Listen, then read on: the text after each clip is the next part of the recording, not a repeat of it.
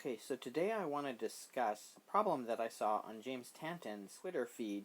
So here I'll describe it as I remember seeing it there. We have a bunch of consecutive integers, right? 4, 5, 6, 7, 8, 9, 10, and 11 in this example. And we're going to let a equal the number of terms. So I have 5 terms here and 3 terms there.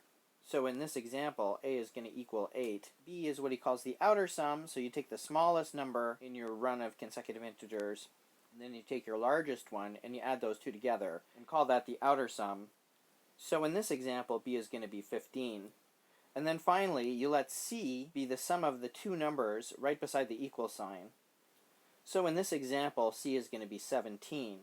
And the claim is, at least in the examples, that whenever we do this, a squared plus b squared is equal to c squared. And the question is this always true? So I'll just go over that part pretty quickly, waving my hands at times. You can see that we start with x, and then we have consecutive numbers, keep going till we finish the left-hand side. Then the next number starts the right-hand side and keep going. Just counting how many terms we have.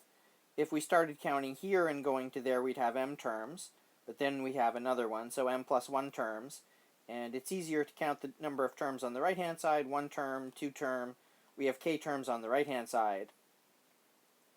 I mention this because in a situation where you have an arithmetic series like this, you can find the sum by taking the number of terms and multiplying it by the average of the terms. And in the case where you have an arithmetic series, the average of the term is easily calculated. It's just the average of the first term and the last term. So here in red we have the average of the first term and the last term, and here in green we have the number of terms.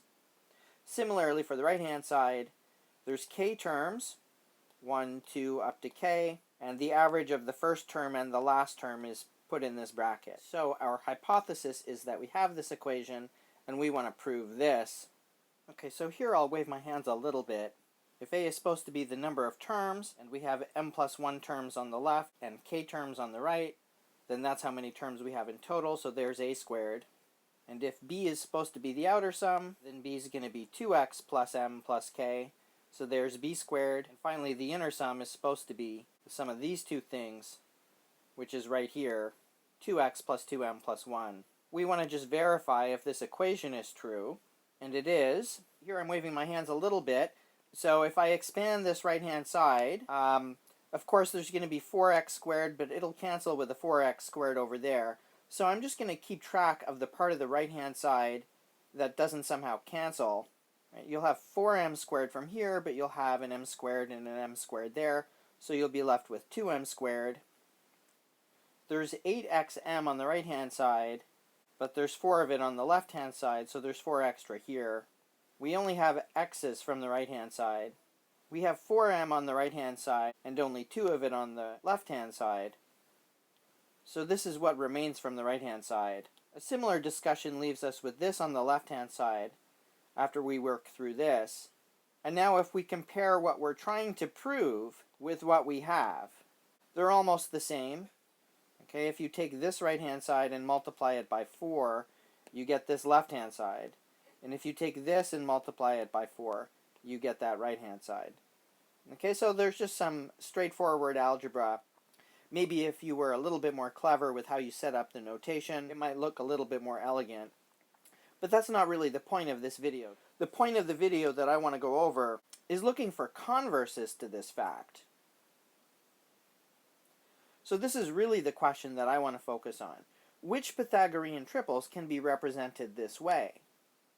Alright, so let's look at 6 squared plus 8 squared equals 10 squared. Can we represent it using this kind of pair of arithmetic series? So let's just try, considering the case that there's 6 terms and seeing if that works. Now when you experiment with these expressions, you'll notice that c minus b plays an important role. In this case, c minus b is 2, and that's going to have to mean that there's 2 more terms on the left side than on the right side. The outer sum would have to be 2x plus 5, well that would have to be 8, and this inner sum, 2x plus 7, would have to be 10. Both of these equations give us that x is equal to 1.5, and if x is 1.5, then this is our representation. This is correct, but we probably didn't want fractions, we probably wanted integers, so that's no good. I guess just to be thorough, There is also the possibility that a is equal to 8 instead of 6, so let's try that next. So if a is equal to 8, then I need 8 terms in total. So I have them, 1, 2, 3, 4, 5, 6, 7, and 8. And if a is 8, then that means b is 6, and c is 10. And the difference between b and c, which is 4, will have to be the difference between the number of terms on the left side and the number of terms on the right side. Again, just a bit of experimenting and you'll be convinced of that. Outer terms have to sum to 6. Inner terms would therefore have to sum to 10. So we also get something that doesn't work. But of course, I could have been a little bit more clever. I could have realized that we're never going to be able to have c as an even number, because c is the sum of consecutive integers, which is always odd. So as long as c is even, it's not going to work. Okay, so let's try another example. Here let's try it with a being equal to 20, b being equal to 21, and c being 29. I'm going to do it a little bit more intelligently this time. Right, so I've got 20 terms, and the outer sum is going to be 21. So that's all I need to find what the first term is. Right? So solving this, x is equal to 1. So we're looking at 1 plus, keep going until a certain point, and then keep going up to 20.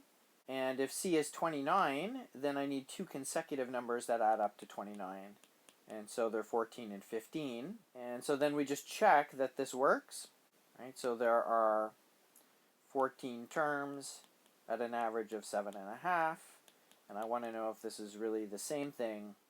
And it is, because we have 6 terms at an average of half of 35. And both of these expressions are equal to 7 times 3 times 5. So we're okay with that. And of course, just for good measure, as we know we're getting a little better with this, there's a possibility that a could be 21 and that b could be 20. Okay, so something like this. And just rolling through the same tape, we see that smallest plus largest, well, that's 2x plus 20, and then that would have to be b, so that would have to be 20. So x would have to be 0, and on either side of the equal sign we still have 14 and 15. So now we're looking at this expression, which looks awfully similar to the previous one we had. Right, so here we have 21 terms, because a is 21, and we already know that these are equal, because we just checked it. And I should also say that once we know we have an equation like this, we already know that it's going to correspond to a Pythagorean triple, because we did that at the beginning of the video. Okay, so we're getting much better at this. So now I want to try and move to doing this more abstractly. Okay, so here we go. We start with an arbitrary Pythagorean triple.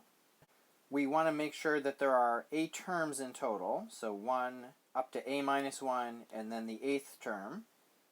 But we also want the sum of the first and last terms to be b, which means this is also b minus x. And so we have what x is. And also, these middle terms are consecutive and they sum to c, so we know what they are. So now we're well on our way. Right, so we just use this expression for x here, so we get a plus a over 2 and a minus 1 over 2. So now we're just going to check that this is actually true. So we count the number of terms in the usual way. Last term, subtract first term, and then we add 1. And it turns out that this number of terms simplifies quite nicely. And the average of the first and last terms also simplifies really nicely. Right? So the left-hand side will just be the product of these two numbers. Now for the right-hand side, okay, it's a similar story. Last subtract first plus 1. We have fewer terms on the right-hand side compared to the left, as we would expect. For the average of the first and last terms, that also simplifies nicely. So I want to know if two expressions are equal, right? The product of the number of terms and the average on the left compared to the product of the number of terms and the average on the right. Both expressions have a 2 times 4 in the denominator, so I'm just going to ignore that for now and check to see if the numerators are equal, and they are, because c squared equals a squared plus b squared. right? So if you expand this numerator here, you'll have a c squared minus b squared minus a squared. You'll get a bunch of stuff that cancels, and then you'll have a couple of ab's left over. Also, if you expand this numerator, you'll have a b squared plus an a squared, subtract a c squared, plus a bunch of stuff that cancels, plus a 2ab. Of course, the beauty of it is this is 0 because we're looking at a Pythagorean triple. This is also 0 for the same reason. And we have two quantities that are the same, which means that we've just double-checked this equality. And so last thing I'll mention, just in addition to getting this representation starting with an arbitrary Pythagorean triple, when I was first looking at this, I looked at one of my favorite special cases, the special case of a primitive Pythagorean triple where b is 1 less than c. In that case, a necessarily has to be odd, so we can write a is equal to 2n plus 1. And in that situation, the triple looks like this, and the representation looks particularly nice. One other special case I looked at before really knowing what I was doing is this last special case where b and c differ by 2, and here's what that case looks like.